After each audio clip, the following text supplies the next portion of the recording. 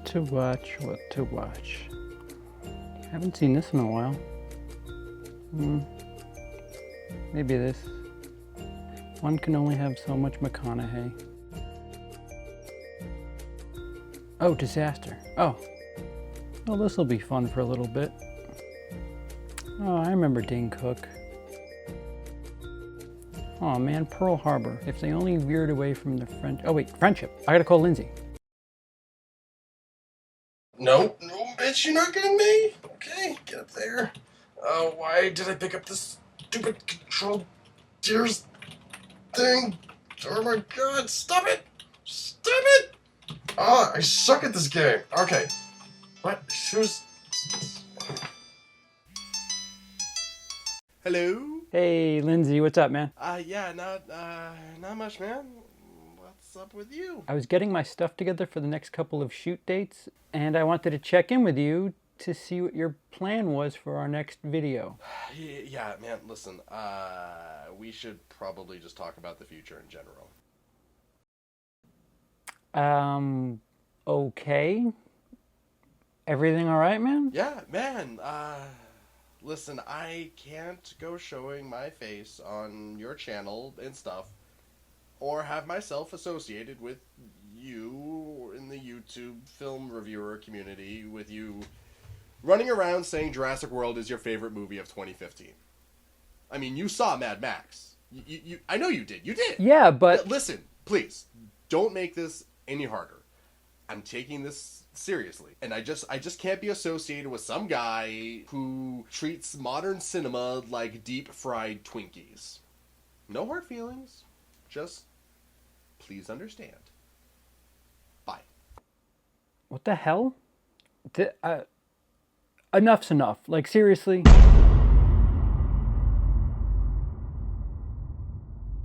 Jurassic World had enjoyed 3 consecutive weeks atop the box office standings until finally getting squeaked out by Inside Out over the holiday weekend. I love the movie and totally respect the film for what it is and what it tries to do. I don't think I'm alone either. There's a reason Jurassic World was the fastest to 1 billion worldwide. But enough about how much people enjoy the film. Let's get to just what it is the movie community is hating on. Too fastly paced. For all intents and purposes, Jurassic World is the true sequel to Jurassic Park. A big gripe is that Jurassic Park did things a certain way and it's not like Jurassic Park. To compare certain films that have different characteristics and compare them using indistinct benchmarks just isn't fair to anybody. That appears to be one of the larger gripes when speaking of Jurassic World in relation to Jurassic Park. If you go and check major franchises, it's been done with most of, if not all of, the major franchises that have a giant success to start from. Each of these franchises has a first film with a particular pace, and almost every single time the tone changes for the sequel. You simply cannot start a series with drawn-out suspense, a slow-moving exposition, and then expect the same thing when going back to that same territory. Most film fans know of the 3-act structure, but there is also another way to look at the structure. It's something to keep in the back of your head for films in general.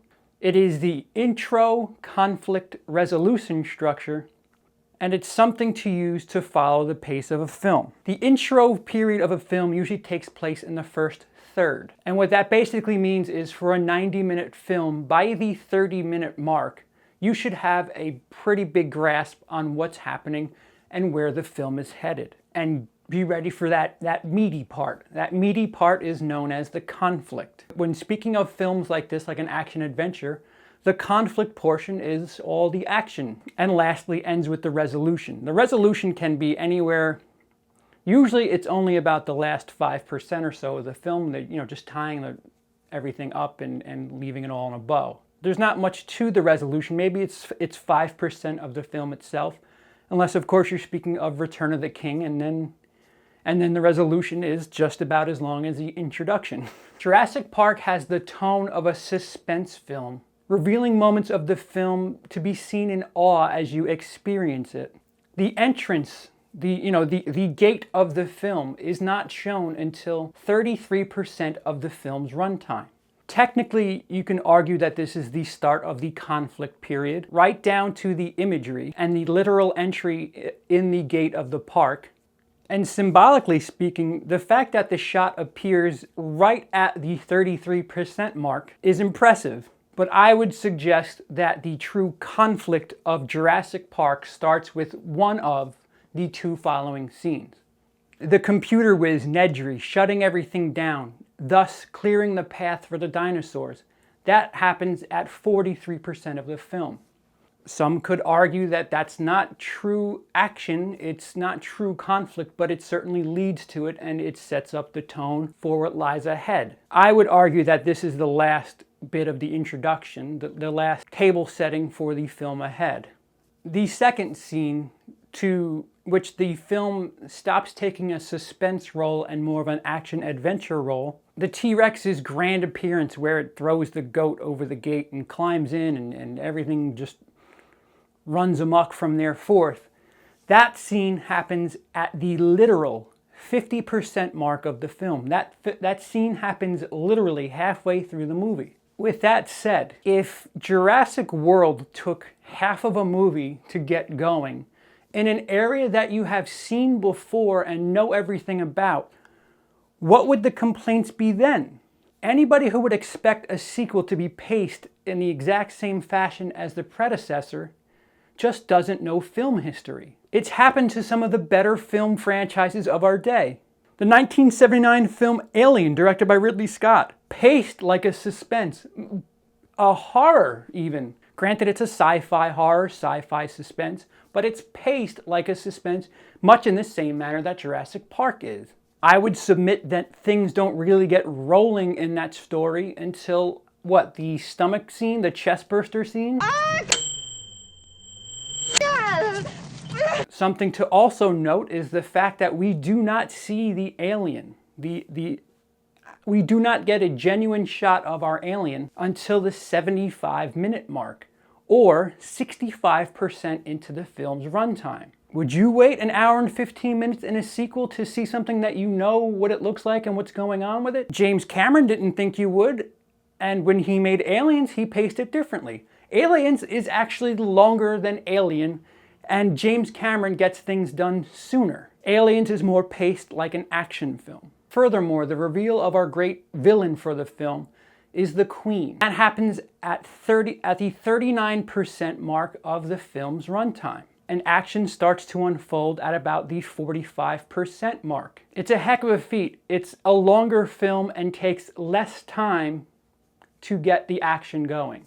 It happens quite often in franchises. None more glaring than Christopher Nolan's Batman trilogy. The change of pace from Batman Begins to The Dark Knight is laughable, to be honest with you. Batman Begins does an incredible job of giving us the backstory of Batman and just how this Bruce Wayne character can get away with doing all of this stuff. We get all of that. We get to see everything that he does to become Batman. We do not get a shot of our famous Caped Crusader until the 63-minute mark, also known as 45% through the film's runtime. Nice go. So what does The Dark Knight do to follow up? Just for the record, this is a film that most people consider the best comic book film of all time. The Dark Knight reveals Batman.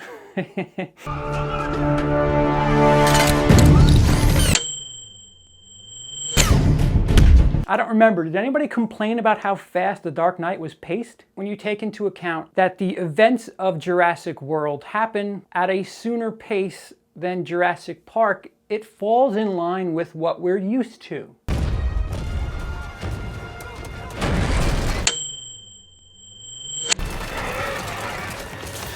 So the pacing, it cannot be the same, and it isn't, and it is an action movie in comparison to Jurassic Park's suspense/adventure film. Bryce Dallas Howard is poison for film series.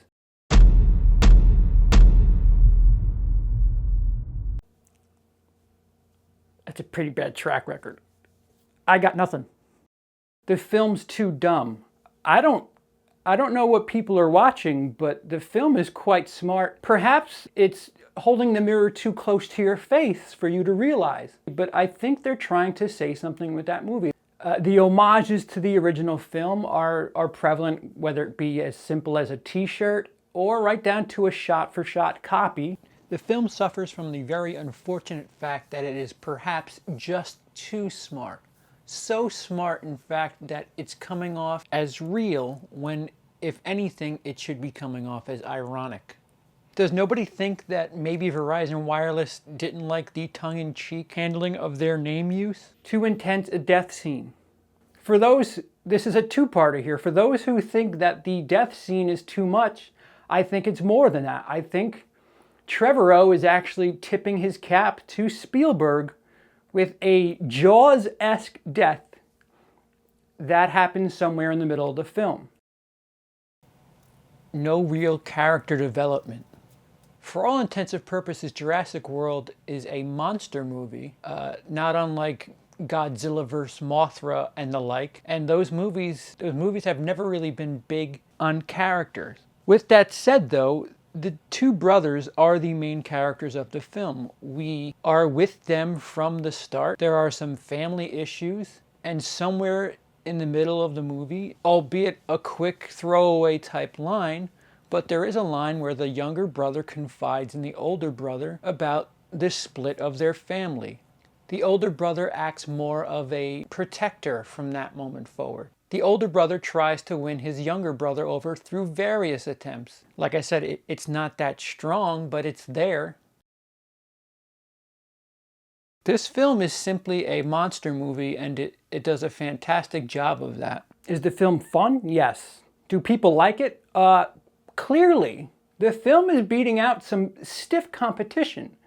Granted, one could argue that people will go see anything, they'll go see Transformers, but Transformers didn't win 3 weeks straight and barely get beat out the 4th week. When people like something, they go back. Word of mouth powers stuff along.